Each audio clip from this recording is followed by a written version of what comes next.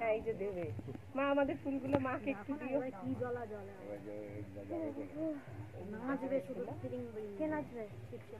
ও আচ্ছা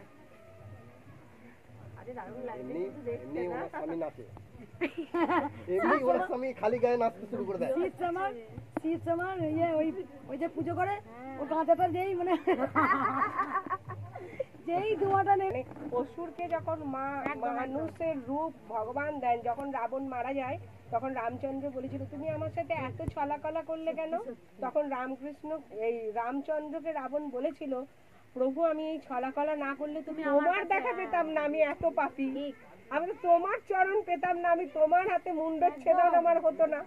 হয় অতি পূর্ণ করলে সাধনা করলে পাওয়া যাবে ভগবানকে, আর নয় অনেক পাপ করতে হবে তবে ভগবান যদি শয়তানি করে হলে খুব ভালো হয়, শয়তানি করে না তিন জন্মে উদ্ধার হলে খুব ভালো হয়, নইলে খুব খারাপ হয়।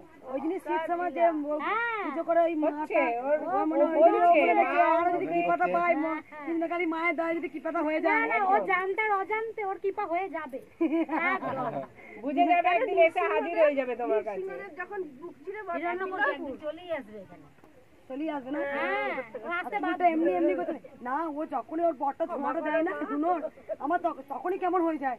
আমার বরটা বলছে ও মনে হয় গাঁজা টাজা মনে খায়। দে রে মালা দে। কোন ফুলটা? এই ফুলটা মালা উঠে আমার মালা নিয়েছে একটা করে মালা দিতে সবাইকে। একটা মালা নিয়ে না। আজকে যেমন ড্রেসটা ভালো লাগছে তেমন ফাটটা লাগছে না মা দেখতে। ওই চিত্র ভালো দেওয়া হেভি লাগছে দেখতে। ফাটটা ফাটি। এটা আমরা অর্ডার করি। কানেরটা কি হলো? আমাকে দাও না তুমি কদিন বলবি তো হ্যাঁ নানু বাবা বলবি।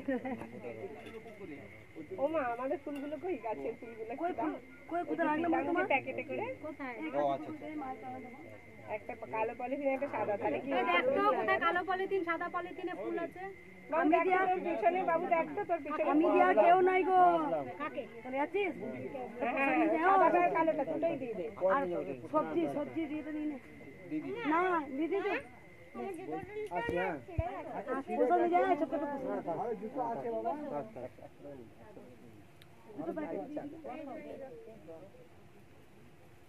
শ্বাসটা হয়েছে না, এদিকে বিয়ে বাড়ি আর এদিকে রেডি হয়েছে, মনে হচ্ছে এখানেই যাবে জানো। আজকে বিয়ে হয়েছে বেনারসি পড়ে গেছে। রেডি হয়ে আছে, আবার এদিকেও বিয়ে, রাতে না পাল্লায় আবার দেখো ওদিকে বিয়ে বাড়ি করে আজকে নেমন্তন্ন করেছে গানের ক্লাসে যাওয়া হয়নি।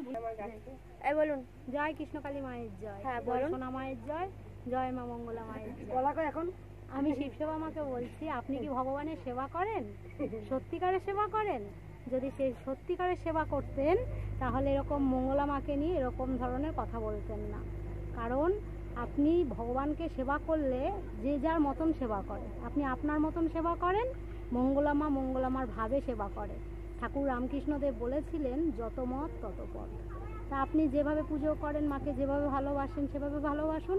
মা মন্ত্র ছাড়া তন্ত্র ছাড়া মায়ের ভাবে পুজো করে। মা একদম ফ্যামিলির একজন মাকে মনে করে, একদম মা নিজের মন থেকে অন্তর থেকে, যে সেবায় কোনো মন্ত্র লাগে না তন্ত্র লাগে না, ভালোবাসা, কিভাবে আমি পুজো করছি সেই ভাবটা মা নেয়।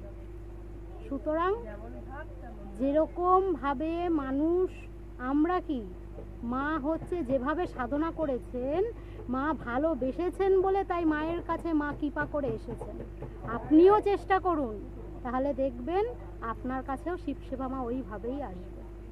সুতরাং এরকমভাবে বাজে বাজে মায়ের নামে কমেন্ট করবেন না, তাহলে আপনার পাপ হবে। আপনি যদি